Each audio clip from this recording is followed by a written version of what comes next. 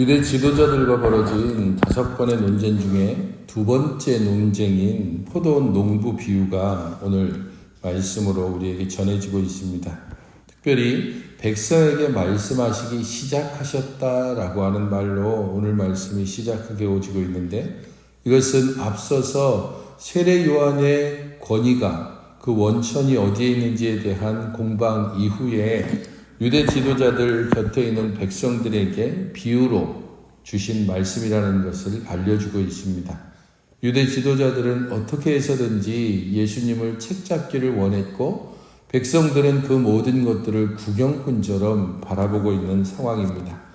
그런 가운데서 한 비유는 한 사람이 포도원을 만들어서 농부에게 새로 주고 타국에 갔고, 농부가 탐욕을 품고 주인이 보낸 종들을 거듭해서 죽였습니다.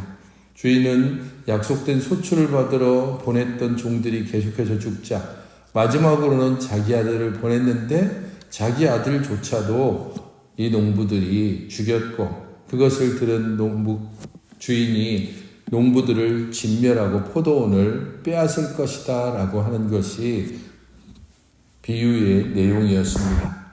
그리고 이 모든 비유를 들었을 때에 사람들이 그 모든 것들이 그렇게 되지 않았으면 좋겠다, 거의 비명에 가까운 말로 그렇게 되지 말아지이다 라고 말을 하고 있습니다. 이것은 즉각적으로 서기관과 대제사장들이 이 비유가 누구를 가리키는지, 백성들도 이 비유가 무엇을 지금 말하고자 하는지 충분히 알았음을 알 수 있습니다. 한 사람은 분명히 포도원 주인으로서 하나님을 의미합니다. 포도원의 농부는 이스라엘 백성들이고, 포도원 주인의 종들은 구약의 선지자들로 볼 수 있습니다. 주인의 아들은 예수 그리스도임이 분명합니다. 그렇기 때문에 포도원을 이스라엘이 받았다라고 하는 것은 하나님께로부터 약속을 받았고, 그 약속에 신실하지 못했던 이스라엘의 모습을 비유적으로 지금 이야기를 하고 있는 것입니다. 농부를 진멸하고 포도원을 다른 사람에게 준다. 그리고 거기에 대한 그렇게 되지 말아지이다라고 백성들이 즉각적으로 반응하고 있는 것은 그들이 지금 이 비유에 대해서 어렴풋이가 아니라 거의 뚜렷이 알았다는 것을 의미해 주기 때문입니다. 하나님의 아들이 죽임을 당하지만 하나님의 구원 계획은 결코 멈춰주지 않습니다. 하나님이 악한 포도원 농부들에 대해서 심판하셔야 하지만 인내로 지금 참고 계신다는 것을 이 비유에서는 또한 내포를 하고 있습니다. 그리고 하나님의 약속을 저버린 이스라엘 대신 이방인들과 신실한 제자들에게 이 약속을 주신다는 것을 또 함께 포함을 하고 있습니다. 이런 모든 것들은 좀 더 깊이 있는 내용들을 담고 있기도 하고, 그리고 겉에 있는 내용을 이스라엘 백성들이 충분히 인식할 만큼 그들이 하나님 앞에서나 그리고 율법 앞에서 온전치 않다는 것을 스스로 고하는 것과 같습니다. 건축자들의 버린 돌이 모퉁이의 머릿돌이 되었다라고 하는 이 말씀을 인용하고 있는데, 시편 118편 18절을 인용하고 있습니다. 사람들이 거부한 돌이 하나님께서 세우심을 받게 될 것이다. 곧 그리스도를 통해서 이스라엘에게 기회가 주어졌지만 이스라엘이 그것을 거부했고, 그러나 하나님께서 그리스도를 통하여 하나님의 구원 계획을 이 땅 가운데 분명하게 이루실 것을 말씀하는 것입니다. 이 모든 것을 백성들이 알아차릴 정도였다면 당연히 유대 지도자들도 알았고, 그들은 즉시 잡고자 했지만 백성을 두려워했다라고 말씀하고 있습니다.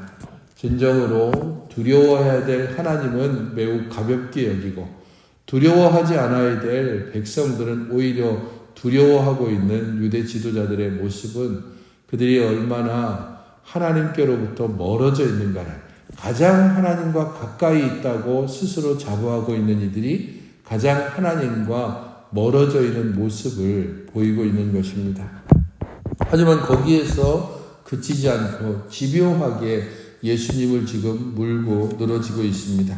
가이사에게 바치는 세금 문제를 다시 들고 와 예수님을 책잡고자 하는 것입니다. 예수를 총독의 다스림과 권세 아래에 넘기기 위해서 이 질문을 했다라고 질문의 의도가 명백히 드러납니다. 곧 예수님을 정치 문제로 엮어서 로마 총독에게 넘기려고 하는 그들의 끈질김과 모든 수단과 방법을 동원해서라도 예수님을 붙잡으려고 하는 그들의 비열함이 그대로 묻어나는 질문이기도 합니다. 그래서 그들이 엿보다는 정탐들을 보냈고 스스로 의인인 채 하면서 예수의 말을 책잡기 위해서 보냈다. 이 모든 것이 얼마나 그들이 비열하게 지금 행동하고 있는지를 보여주는 단어들입니다. 하지만 의인인 채 하면서 그들은 묻습니다. 우리가 가이사에게 세를 바치는 것이 옳으니까 옳지 않으니까. 세를 바치는 것이 옳다라고 이야기하면 로마 식민지를 인정하는 것이고 선민 사상이 있는 유대인들로부터 예수님을 완전히 배척하게 만드는 결과가 올 것입니다. 만약에 세를 바치는 것이 옳지 않다라고 한다면 로마의 통치를 거부하는 것이 되고 제국의 반역자로 고소하는 것이 가능합니다. 어떤 경우든 예수님을 그야말로 곤경에 빠뜨리기 위한 그들이 모든 지식을 동원해서 가지고 온 질문입니다. 정치와 민족주의 사이에서 예수님이 과연 어떤 것을 택할지 그들은 매우 의미심장한 미소를 지으면서 예수님께 이 질문을 던졌습니다.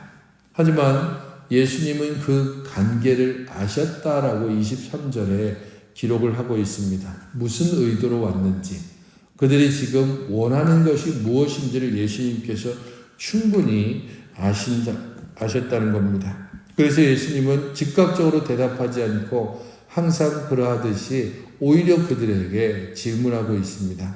데나리온 하나를 내게 보여라. 누구의 형상과 글이 여기 있느냐라는 겁니다. 예수님께서 이 말씀을 하시는 이유는 명백합니다. 왜냐하면 누구의 형상과 글이 있느냐라고 묻고 있기 때문입니다. 그들은 지금 이중성을 가지고 있습니다.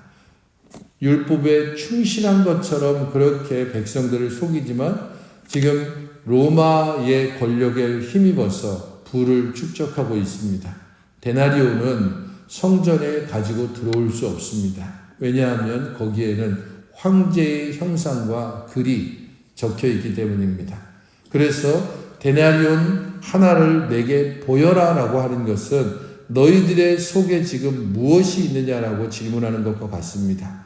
어쩌면 가장 하나님을 섬기고 가장 하나님께 신실하다고 생각하는 그들의 주머니에는 황제의 초상과 글이 새겨져 있는 데나리온이 가득 들어있고 그것을 꺼내 보여라. 누구의 형상과 글이 있느냐라고 질문했고 거기에 대해서 그들이 대답하지 못하면서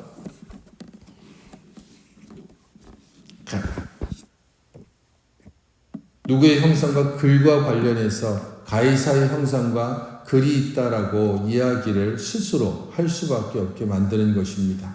그러한 그들에게 대하여서 예수님은 가이사의 것은 가이사에게 하나님의 것은 하나님께 바치라라고 말씀하고 있습니다.